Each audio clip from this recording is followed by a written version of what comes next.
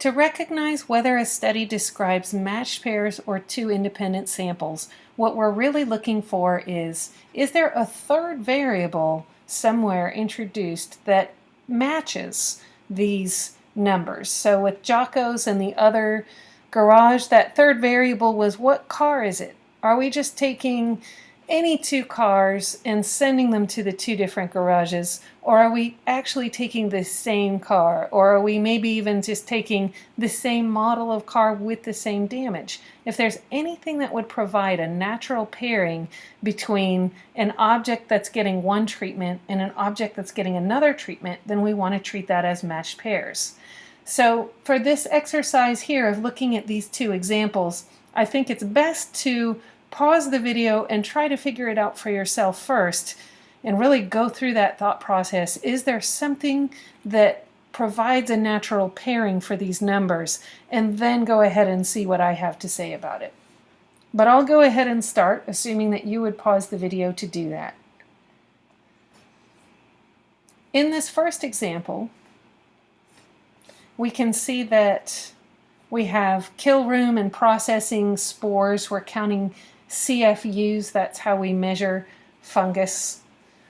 And it could well be done as two independent samples because they are taken from different locations.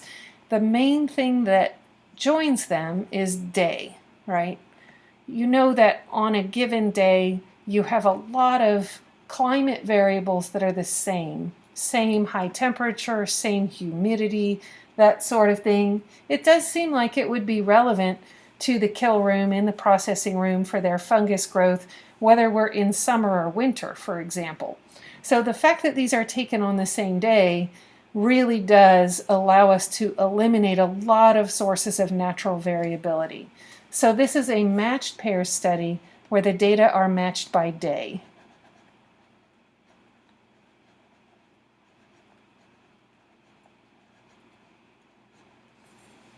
Now, if this same study had been done in such a way that no dates were recorded at all, or even just that the dates didn't match perfectly, if maybe we had something like this, if we had day 5,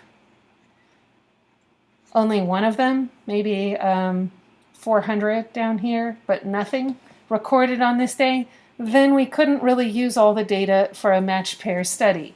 So the same study could be done in such a way that it's two independent samples, or if the days weren't recorded at all, if we weren't sure which ones went together, we would then have to treat this as two independent samples. So keep in mind that it doesn't really have to do with what your explanatory and response variables are. It doesn't have to do with the fact that you're comparing the same thing from both groups. We're always comparing the same thing from both groups, whether we had two independent samples or matched pairs. So it's not about what the variables are. We're looking a little bit deeper for how the data were collected and whether there is some sort of natural pairing between these cases in the two treatment groups, or were they the same case in some cases, right? Like with the cars going to Jocko's or another garage, those are actually the same case. Now looking at this second example, we want to look for the clues that this is or is not a matched pair study. We took job satisfaction scores from participants in 1975 and in 2006. We also see that we had 1,165 people in the study in 1975, and we had 2,177 people in the study in 2006. So what we want to ask ourselves is it possible that there's a natural pairing between a case in our 1975 study and a case in our 2006 study? Now, it's theoretically possible, doing a study like this, that we could have maybe tried to select people in the same industry and the same number of years into their job and the same age, but there's no indication from this description that that happened. And there's one big clue that it couldn't have happened, which is here. The different sample sizes can't possibly be matched pairs. But even though that gives us a really big clue, we don't want to rely on something like that because it's very common for a comparative randomized experiment to use the same sample size for both treatments, even if it's not a matched pair study. So sample size, it's only going to help if they happen to be different. If they're the same, it tells you absolutely nothing.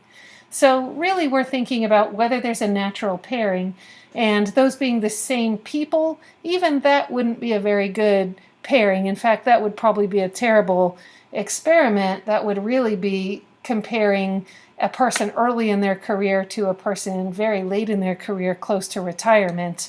So it would be addressing a different question from what they're seeming to try to address here with is job satisfaction going down just kind of on average.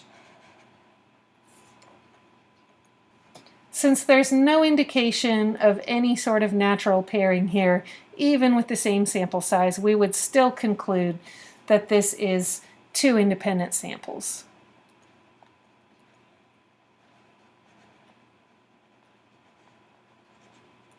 But remember that it doesn't have to do with what we're measuring or what we're comparing. In this case, we're still comparing job satisfaction between the two groups.